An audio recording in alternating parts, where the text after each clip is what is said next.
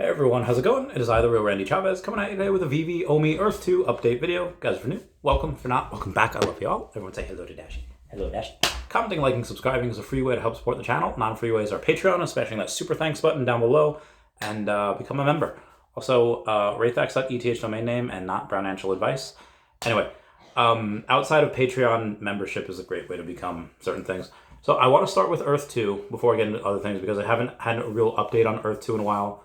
A lot of the whales that I've been talking to is like mostly what's the best ROI, and for the most part it is Omi, I think. Again, not financial advice. But the whales that I talked to today, I happen to be jewelers in the Diamond District in New York City, and there's like, okay, well, outside of Omi, what else do you have? And I was like, well, technically nothing that's on exchanges. And they're like, what do you mean? And I was like, well, I was talking about the Essence token.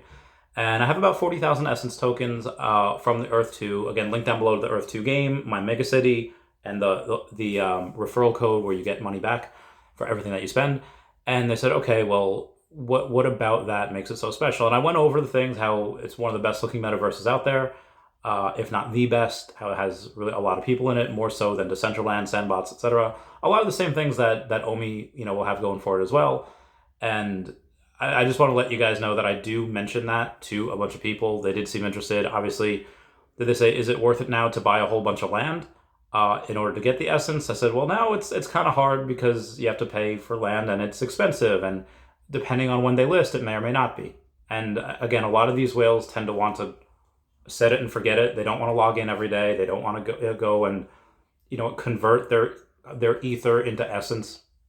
They want to just do it. So I told them it was probably best to wait.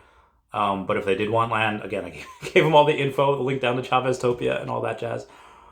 Speaking of other stuff, they were talking about, well, what other NFT projects outside of Veve do you talk about? And so be advised, guys, 3 of them I think are already spoken for, but link down below to the Predator project. You can use Omi to buy it, and at the end, when it does sell out, they will burn $1,000 worth of Omi. They'll buy $1,000 of Omi, send it right to the burn wallet. So you do have that aspect on the burning mechanism for this Predator project. You are able to get a discount if you pay an Omi. So it's just other things that are really, really cool about this particular project. And again, this is just the first of many. Speaking of Omi, we were up about 0.2% on the day, which is not terrible, but we didn't exactly outperform anything in the market. So Omi has been staying between 0.0009 and 0.001. It has been there for quite a while. Been trading sideways for a bit. Not a ton of volume today, less than $700,000. If you take a look at the rest of crypto did fairly well. XRP up almost 7%, Polkadot up 8%, and a bunch of things up about 0.1 to 2% of the top 20. And outside of that, you did have a generally good day for the markets. S&P 500 and the Nasdaq were both over 1%, and the Dow was up 0.77%. So Omi, as again trading sideways, did not outperform any of them, which is fine with me. I will be purchasing more Omi next week, in about 7 days, give or take. I will go and get most likely just another $500,000. I was talking to Hello, I don't know if I can say this. Basically, there is a consensus amongst traders that say that Omi may or may not go to 0007s again, and maybe even 0006s. Do I believe that? I believe anything's possible, so I'm not going to blow my load in one thing at 0009. I think this is a great place to dollar cost average, so I will buy another $500,000 Omi next week. But I also, if it does go down to 0007, yeah, I'll buy another $2 million. So I'm just letting you guys know exactly where I am coming from and what I'm doing. Anyway, on to Veve news. There has been some, I think, confusion saying like, oh, are we going to get the Veveverse next year? And be advised, what the Veveverse is, it's going to come in sections. It's going to be like a video game you get, and then every now and then they release downloadable content. It was supposed to come out in Q1 of this year, and it still very well may. But the first rollout of the Veveverse in phase 1 is supposed to just be your Veve home space and then accessories, which I do think we get, even if not in Q1, we'll get the first half of the year, probably Q2. The next part is what I think is really, really exciting, is worlds, meaning Veve City or IP branded worlds. We're supposed to get that next quarter, which is phase 2. Will we? I don't know, but I do think we get that before the end of the year. And with that, I do think come development roadmap updates. Hello K had something to say about this before, and I think Reese had responded as well. Reese was just talking about, hey, we're supposed to get these updated each month. What's that about? Puddin' Cheeks had mentioned that it is manually updated, so it's not like a thing, oh, this extra lines of code were added, this is going to go up this much. It is manually updated. I'm not sure who exactly updates that, but Reese went on and said, we're updating it as significant progress is made on the feature piece of infrastructure. Last updated moved the needle on crypto pay-in, and then the Wire news dropped, which put a pause on testing, but back in that phase now and will update more as progress is made. So I'm very excited about that. Other things I'm excited about, Brockman Blockchain says, here's Mega Feesh Type 3, the eel Feesh. I thought that was pretty cool. And if that wasn't enough, you have another eel Feesh. You have another Feesh given up by Brock. I'll show you that in 1 second. It is an angler Feesh. I just thought that was so heckin' amazing. I thought that was so cool. That's definitely something that I want. And then you do have Brock giving an update saying, hey everyone, it's time for me to reveal a tiny surprise. More is coming in ways of metadata changes with all the new stuff rolling out, but I'd like to help start off your week with a tiny little something to hopefully brighten your day. If you go and refresh your metadata on OpenSea, you'll notice a new change.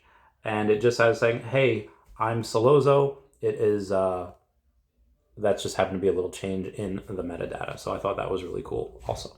And speaking of Feesh, we do have the first Swim Up Twitter Spaces. It'll be an hour, recorded, ask anything, hang out, learn more about some of the latest happenings, suggestions, longer form information on some of the latest. Card game, megas, February, and watch me squirm to avoid giving away too much. This week will be weekly, so it'll be a decent time for you to swim up. Basically what that is, a Twitter Space going on tomorrow. Yes, it'll be Tuesday at 7 p.m. Eastern Standard Time. Today at 6 p.m. Eastern Standard Time, I'll be on Crypto Rain's channel for around the Akomiverse. We did have T-Bone31976 on Twitter say, anyone else think that something else is brewing with Veve Official? And we do have Wild Weston 8 saying like some integrations with marketplaces like Rarible. And then you do have Rarible showing Veve off on their site and all this stuff. The top and followings that aren't for sale yet. I think that's possible as well. Also, speaking of other places showing things, I think it's relatively common knowledge that Batcows, anytime they go under 500, they are immediately bought up. It seems like the community wants 500 to be the floor. So I'm just things that I've noticed. So I did mention the whales before. I'll mention them again now. Exactly what do we go over? What do we talk about? Basically for anyone that, and they weren't really too up to date with either crypto or NFTs. They knew what Bitcoin and Ethereum was. They knew that a bunch of other cryptos exist. They didn't really know which way to look though. And I basically explained it to them like, okay, well, you have the Veve company, which has done about, I think, over 400 million in gem sales in top line gross revenue. As of right now, I explained to them what gems were and how easy it was to onboard users doing that as opposed to MetaMask. They are very keen on doing a couple of things. Buying the Grails, which I told them exactly what it was. I gave them a list of stuff. And I shouldn't say Grails. I should say things that are really blue chip, because a lot of stuff people would consider Grails, you know, like the Todd Batman and Eddie Riso, they're great, and I think they're essential for anyone that wants to safely invest. Again, this is just my own opinion, for something that's considered a blue chip. Grails are usually something like the Secret Rare Spider-Man, which is, you know, something that's supposed to be a little bit out of reach. Secret Rare Spider-Man just sold for $8,400 or 5.4 ETH if you measure volume that way. And it's, you know, I gave them all that and they seem like that's pretty easy to do.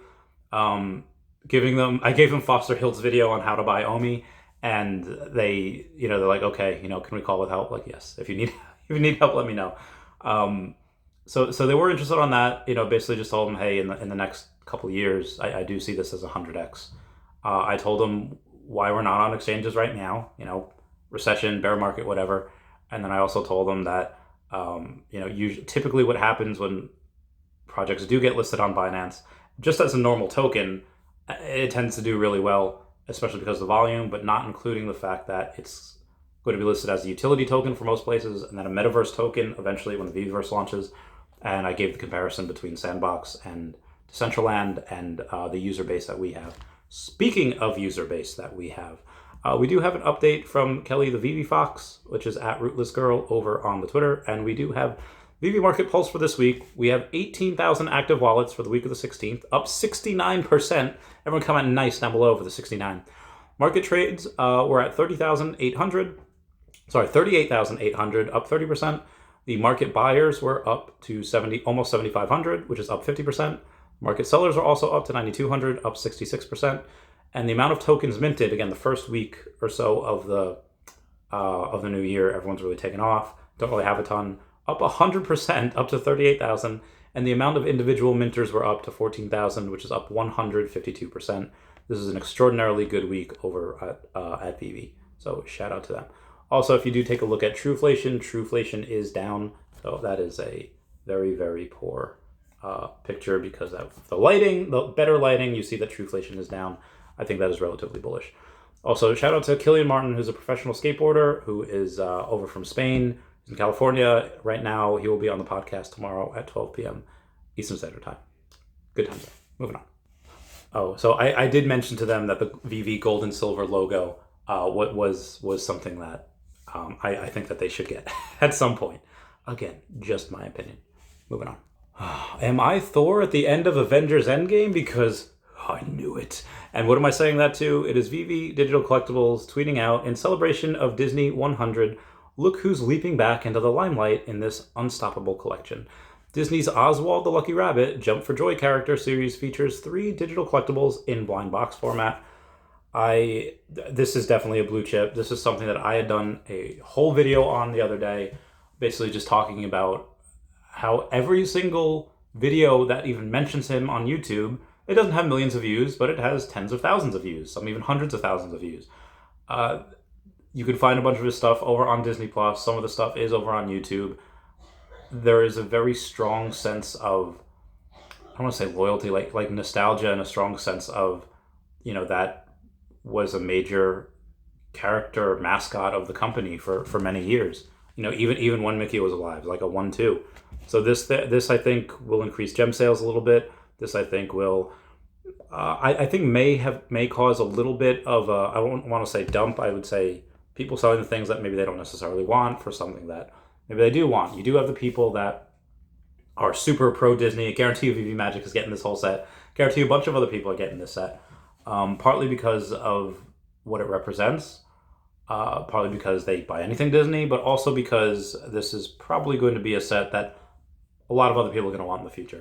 First appearance of it on the blockchain, probably going to be a decent investment, years down the line, I think. Anyway, guys, that's it for me. Please comment, like, and subscribe. Comments are good for the YouTube algorithm. Everyone say bye-bye to Dashi. Bye-bye, Dashi. I love you guys. Goodbye. Meow, meow, meow, meow, meow, meow.